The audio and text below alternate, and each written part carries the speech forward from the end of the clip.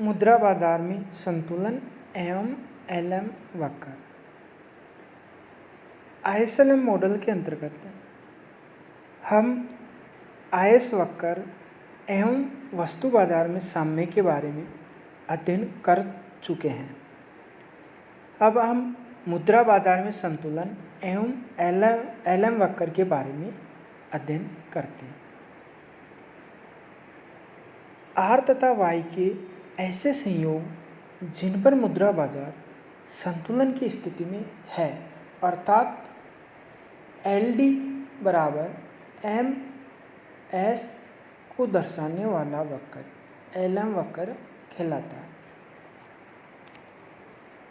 यहाँ पर LD मुद्रा की मांग है और MS मुद्रा की पूर्ति है।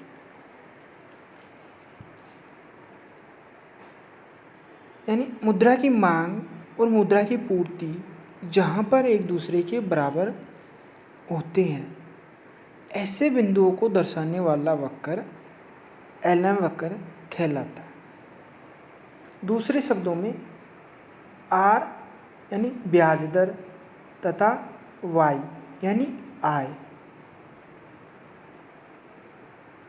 R तथा Y के संयोगों का बिंदु पर जिसका प्रत्येक बिंदु मुद्रा बाजार में संतुलन की स्थिति दर्शाता है, LM वक्र होता है।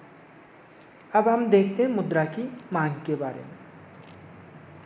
मुद्रा की मांग किन्स के अनुसार 3 उद्देश्यों के लिए की जाती है। पहला उद्देश्य है लेन देन उद्देश्य के लिए तरलता की मांग। किन्स के अनुसार लेन देन उद्देश्य के लिए तरलता की मांग यानी L1 निर्भर करती है आय के स्तर पर। किन्स ने बताया कि अगली आय प्राप्त होने तक लोग अपनी आवश्यकताओं को पूरा करने के लिए नकद रखते हैं।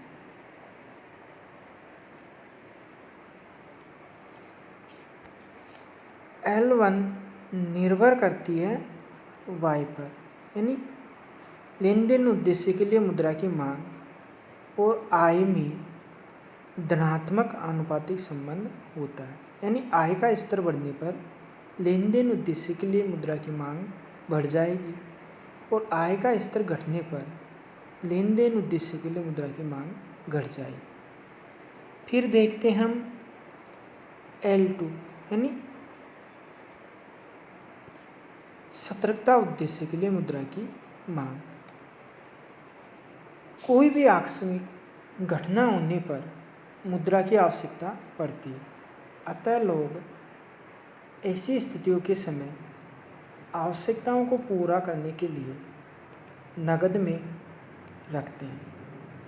किन्स के अनुसार L2 यानी सतर्कता उद्देश्य के लिए तरलता की मांग, यह भी आय के स्तर पर ही निर्भर करती है। यानी L2 फंक्शन ऑफ Y, ये भी आय का धनात्मक फलन होती है।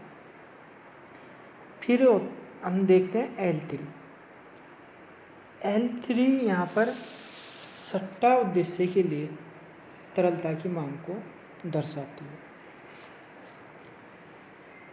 किन्स ने यह माना है कि लोग अपने निवेश योग्य राशियों को नकद या बॉन्ड में रखने का निर्णय ब्याज की दर के आधार पर करते हैं। यदि वर्तमान ब्याज दर प्रत्याशित ब्याज दर से अधिक है तो लोग ऐसी राशि का निवेश कर देंगे, नकद नहीं रखेंगे। लेकिन ब्याज दर प्रत्याशित ब्याज दर से कम है और भविष्य में बढ़ने की संभावना है तो लोग बॉन्ड में निवेश नहीं करेंगे, उसे नकद रखेंगे। इस आधार पर किन्स ने यह माना है कि ब्याज दर अधिक होने पर नकद राशि कम रखी जाती है, जबकि ब्याज दर कम होने पर नगद राशि अधिक रखी जाती है। अतः L3 और R में ऋणात्मक संबंध पाया जाता है।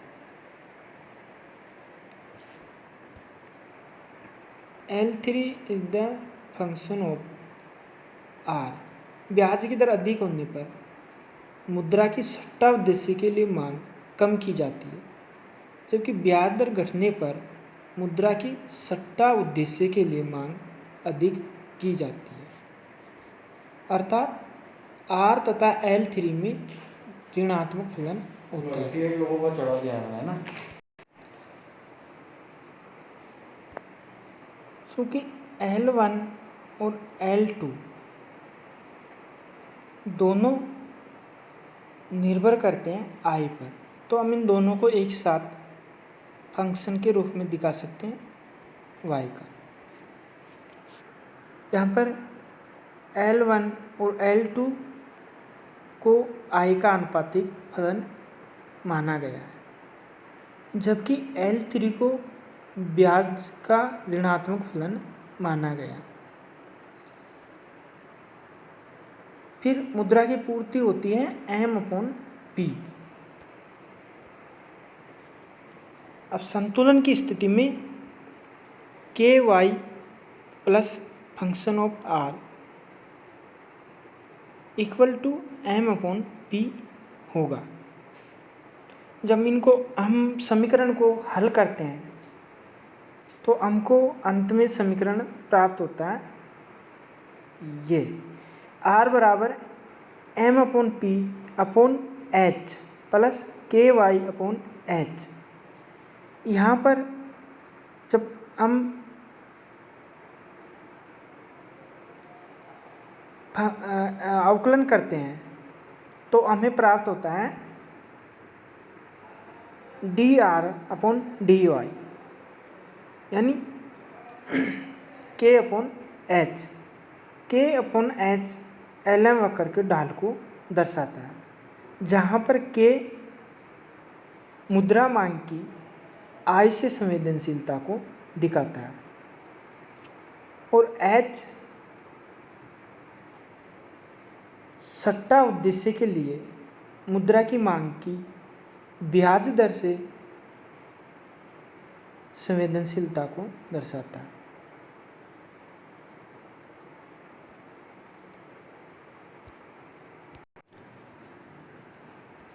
इसी तरीके से यहाँ पर -M/P/H